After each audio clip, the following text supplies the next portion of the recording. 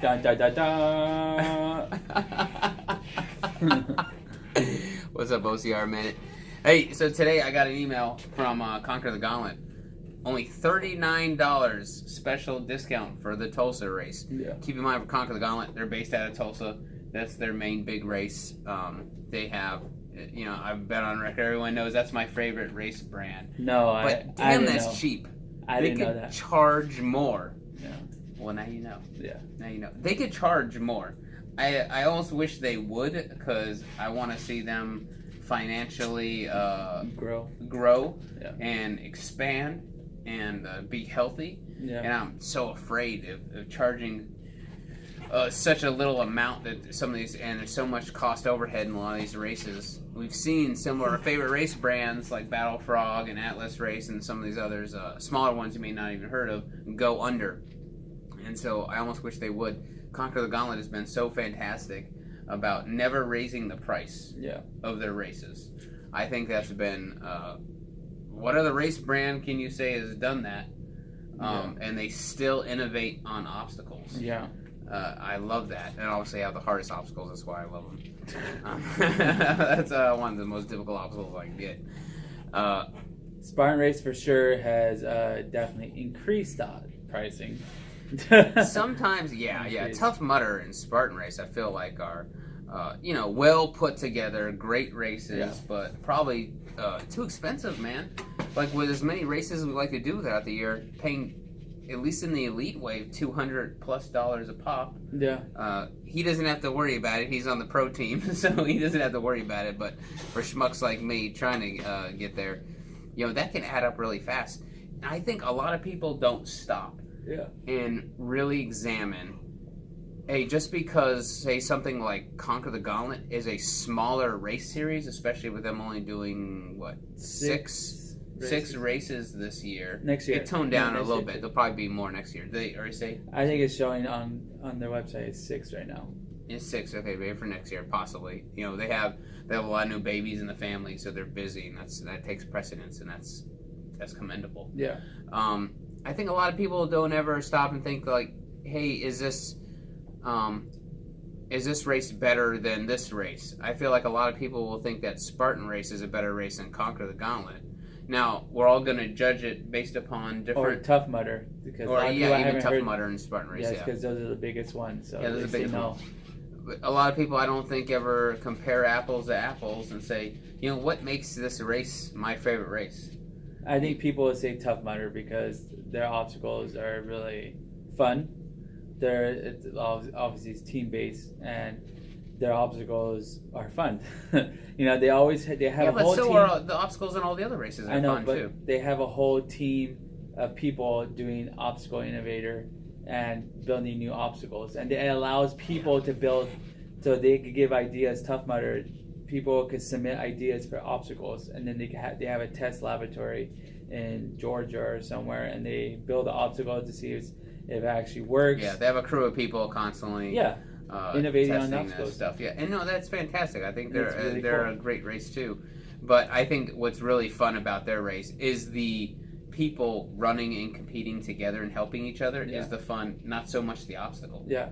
There's nothing really innovative about a warped wall that you got to help each up, like Everest, helping each other over with the rope when it's wet and muddy.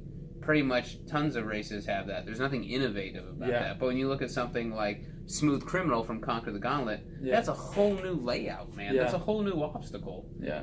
And I feel like some of the smaller race brands probably don't get the recognition because people just see, hey, how big Spartan Race is or how big Tough Mudder Race is. Yeah. No one ever says, ask themselves, what makes the best obstacle course race for me? Oh, Savage Race too.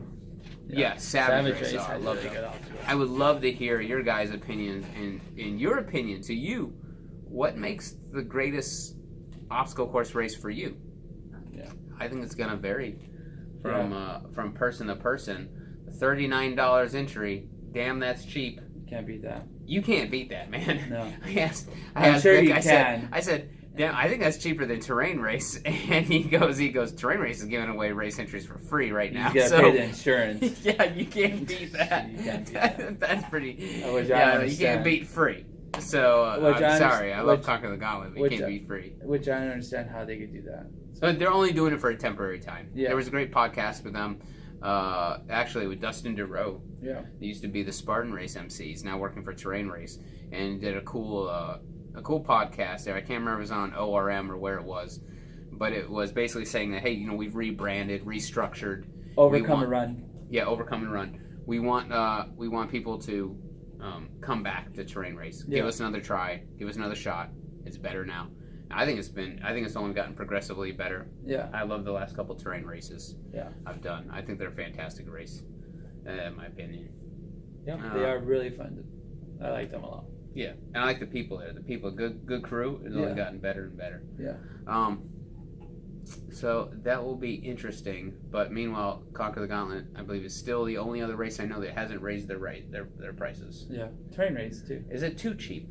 You think they can stay alive? They must be able to if they've stayed at that $55 price point. Yeah. They get a couple thousand people, so it adds up. Yeah, it adds up. I can't help but wonder if they could grow even more. But that might not be the name of their game. They might just want to, hey, we want to take care of our family, take care of our fans. They've always been really good about that. Yeah. And they're smart about it because Dave was a lawyer, so I think he understands the dynamics behind it, because the bigger you are, the more you fall. They don't want to make it too crazy. The more liability you have, the bigger you get. Yeah.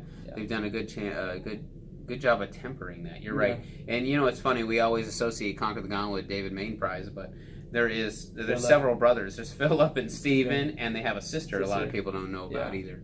And so it's a whole family effort. Yeah, they've been doing that. But a lot of those other races, even some like Savage races, even larger. And I'd say Conquer the Gauntlet has a wider reach.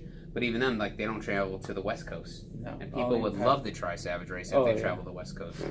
Jeez, they'll explode on the West Coast. Oh, God, yeah. Yeah, they would. I think, They're just afraid because the whole logistics of it. That's one thing that we don't see is, I experienced it with Terrain Race, and it costs a lot to move equipment over there and have new crew, fly people out there, have people to stay, food. And hotels per diem. It all adds up. A CDL driver that drive that truck, load everything up. People that know how to operate heavy equipment. So much overhead.